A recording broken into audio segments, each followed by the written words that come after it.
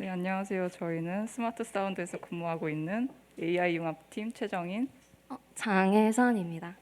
네, 저희도 앞서 발표하신 분들과 마찬가지로 모두의 연구소에서 주관하는 아이펠이라는 인공지능 학교에서 같이 공부를 했고, 그리고 교육기간 동안 기업 연계 프로그램이 있었는데 그때 스마트 사운드의 프로젝트를 맡고 성공적으로 진행을 한 뒤에 아이펠을 졸업하고 바로 취업을 하게 된 케이스입니다. 그리고 발표하기에 앞서 제가 준비한 내용은 굉장히 전문적이지 않고 가벼운 내용이기 때문에 머리를 식히시면서 들어주시면 감사하겠습니다. 네, 저에 대해서 소개를 먼저 해드리자면 저는 입시 미술부터 시작을 해서 시각 디자인 전공 그리고 디자이너로 일한 기간까지 합치면 총 10년의 기간 동안 미술이랑 디자인 분야에서 활동을 해왔습니다.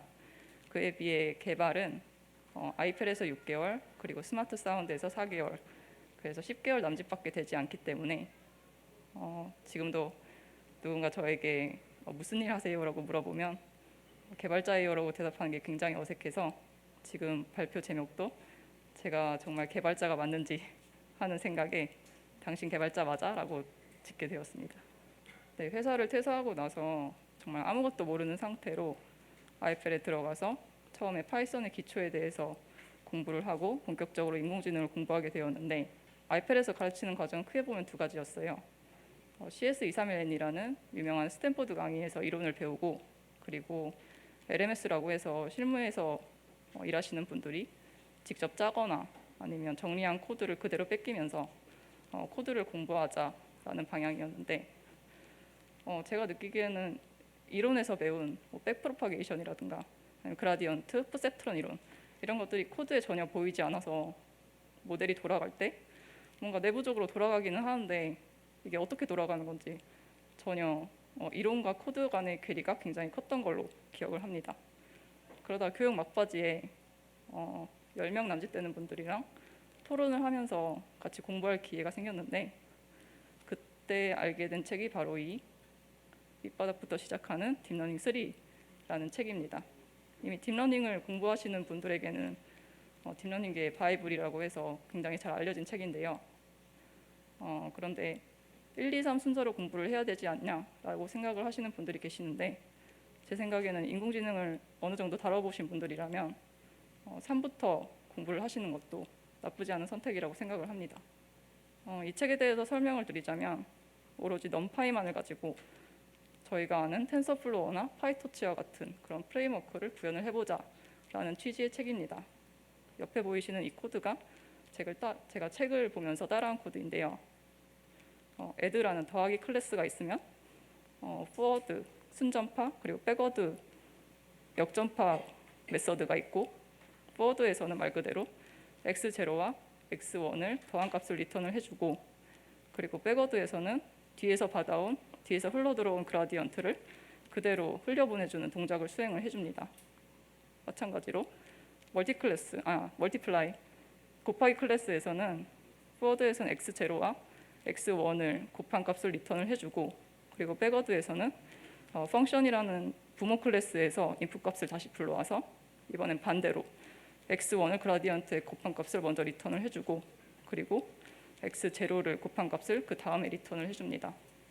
이러한 기본적인 간단한 연산부터 시작을 해서 차곡차곡 쌓아 올려서 나중에는 거대한 역전파 오버로드까지 만들게 됩니다.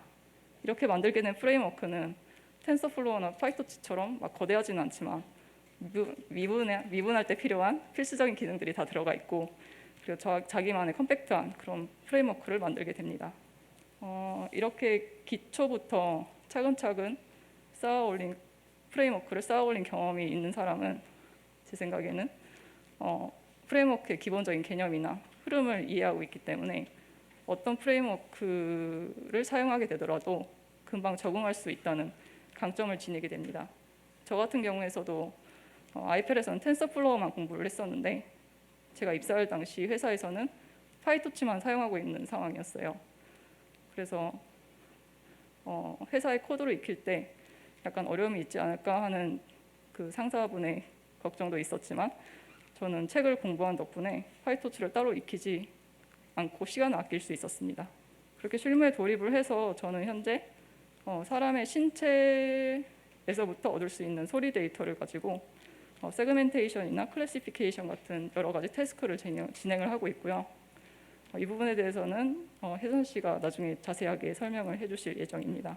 그리고 제가 비전공자로 지금 시작을 해서 AI 연구원으로 취업을 하게 되었는데, 제가 뭔가 폭넓은 지식이나 그런 걸 가지고 있지 않고, 그리고 기초적인 부분부터 지금 탄탄하게 다듬어야 되는 단계이지만 이런 백지인 상태에서도 회사가 원하는 방향으로 계속 차근차근 나아가다 보면 나중에 몇 년 뒤에는 회사가 원하는 최적화된, 회사의 도메인에 최적화된 그런 인재가 되어 있지 않을까 생각을 해봅니다. 제 발표는 여기까지이고요. 그리고 다음으로 혜선 씨께서 계속 발표를 진행해 주시겠습니다. 안녕하세요. 이어서 발표를 진행할 장혜선입니다. 저는 간략하게 왜, 어떻게, 그리고 지금은 이라는 순서대로 비전공자 AI 개발자로 칩보하기 발표를 진행하겠습니다. 먼저 왜 개발자가 되었는지입니다. 저는 현재 개발자가 되기 전에 여러 가지 경험을 해왔습니다. 고등학교를 다니다가 이런 진부한 공부를 계속하는 것보다 세상에 이로운 도움을 줄 수 있는 일을 하고 싶다고 생각했습니다. 마침 그럴싸한 아이디어도 있어서 부모님을 설득해서 고등학교를 때려치고 사업을 시작했습니다. 하지만 현실은 제 생각과 굉장히 많이 달랐습니다. 그래서 어떻게 경영을 해야 될지 배워야겠다고 생각을 해서 대학교에 진학하게 되었습니다. 그렇게 이론을 배우다 보니까 실무 경험을 쌓고 싶어졌었는데요. 학교를 다니면서 여러 스타트업에서 근무를 하면서 그런 실무 경험을 쌓았습니다. 이후 졸업을 하고 실제로 제대로 창업을 시작하게 되었는데요. 하지만 늘 개발 관련 이슈가 발생을 하게 되었습니다.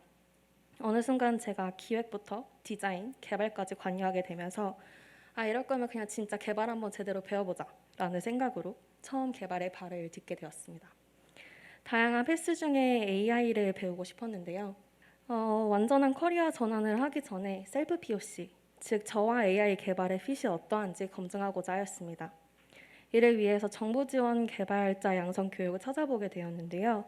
그 중에 제가 원하던 AI만 집중적으로 교육하는 곳인 아이펠을 찾게 되었고, 아이펠 교육 과정을 참여하면서 저와의 핏 검증 시간을 보냈습니다. 정규교육 시간 외에도 스터디 참여나 개인적인 노력을 통해서 좀 더 짧은 시간 내에 많은 분야를 접하려고 노력하였습니다. 그리고 아이펠 교육 과정이 끝나기 전에 모두 최종 프로젝트를 진행하게 되는데요. 저는 기업 프로젝트에 참여하게 되었습니다. 처음으로 소리 데이터를 다뤄볼 수 있다는 점에 이끌려서 이 기업을 선택하게 되었는데요. 프로젝트를 진행하면서 그동안 부족했던 구현 실력을 검증해 볼 수 있었던 기회였습니다. 리스파이어넷이라고 마이크로소프트에서 제공하는 논문이 있는데 논문을 실제 구현해 보면서 그러한 구현 실력을 검증해 볼 수 있었습니다. 저는 다양한 검증을 통한 경험을 기반으로 제 셀프 POC를 성공적으로 마칠 수 있었고요. 커리어 전환을 확실하게 마음 먹었을 때 저희 최종 프로젝트를 진행했던 기업에서 면접 제의가 들어와서 주니어 개발자로서의 일을 시작하게 되었습니다. 앞서 정희님이 발표해 주신 내용과 유사하게 저 역시 사람의 심장 소리와 호흡 소리로 질병을 분류하고 검출하는 일을 하고 있습니다. 그중에 호흡 소리를 예시로 들고 왔는데요. 호흡에서 나는 소리에 따라서 다양한 질병이 진단될 수 있습니다. 그런 소리 중 대표적인 것이 크래클과 휘징이라는 소리입니다. 예시를 오른쪽에서 볼 수 있는데요. 가장 먼저 정상인 호흡의 소리를 이미지로 표현했을 때 가장 상단에 있는 이미지처럼 표현되게 됩니다. 다음으로는 크래클이라는 소리인데요.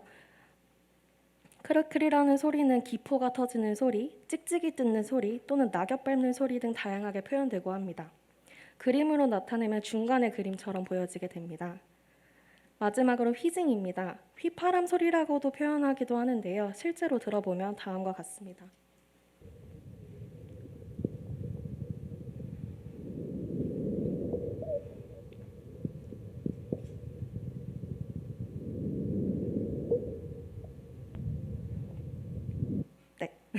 중간에 호흡 중간에 휘파람 소리처럼 높은 음을 들을 수가 있었는데요.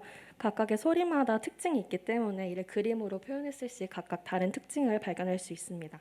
이러한 질병이 있는 환자 데이터를 수집해서 소리에서 질병을 검출하고 분류하는 작업을 진행 중에 있습니다. 다음으로는 동물의 심장 소리로 질병 단계를 분류하고 검출하는 일을 하고 있습니다.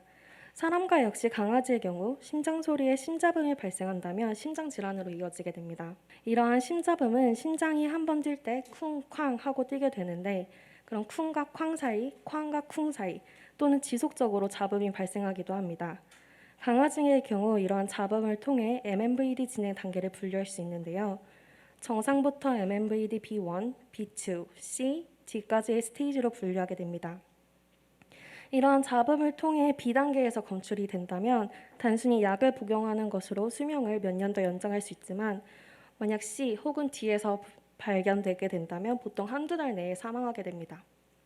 따라서 저희는 초기 단계인 B단계에서 검출하는 것을 목표로 하고 있으며 아이들의 생명을 조금이라도 더 연장하고자 하고 있습니다. 근무 시간 외에도 다양한 플리 프로그램과 랩 활동을 하면서 보다 넓고 깊은 지식을 차곡차곡 쌓아 올리고자 주니어 개발자로서 노력하고 있습니다. 앞서 말씀드린 강아지 심장 소리로 질병의 유무를 판단하는 데모 시연 영상입니다. 설명드린 것들이 실제로 어떻게 서비스화될 예정인지 보실 수 있는데요.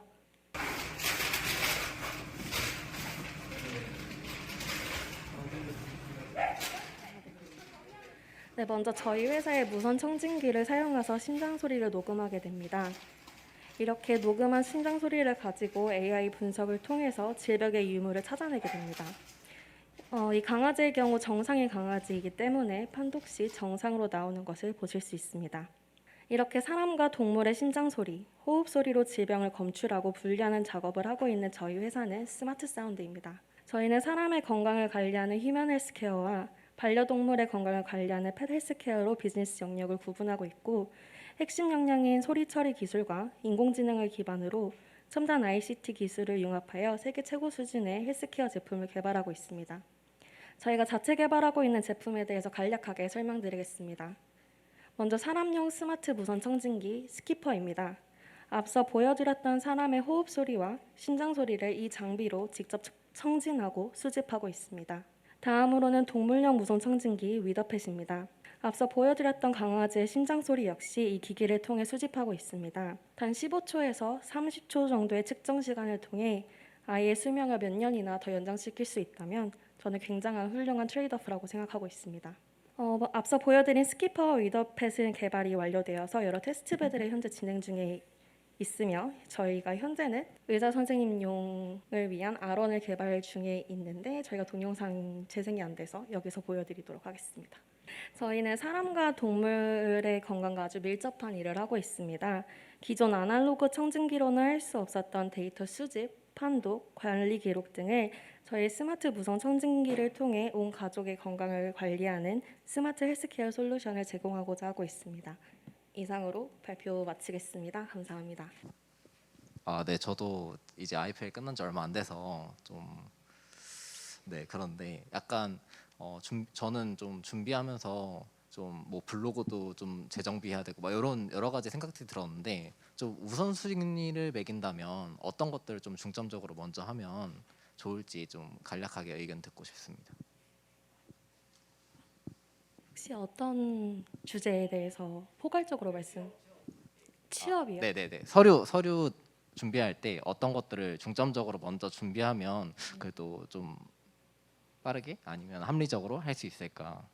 저 개인적인 경험을 공유를 드리자면 저는 일단 포트폴리오 작성을 가장 먼저 했습니다. 아무래도 프로젝트를 마무리한 지 얼마 안 됐을 때 가장 많이 잘 알고 있었던 시기여서 포트폴리오를 가장 먼저 정리했던 것 같습니다. 저는 비전공자인 거를 반대로 말하면 다른 도메인에도 강한 장점이 있다고 생각이 되어서 제가 디자이너로서 일했던 경력을 더 부각을 해서 썼던 경험이 있습니다. 실제로 그게 실무에서도 도움이 될 때도 많았고요. 그래서 그 부분을 오히려 약점이라고 생각해서 숨기지 않고 더 장점으로 부각을 시킨다면 좋은 결과가 있지 않을까 싶습니다.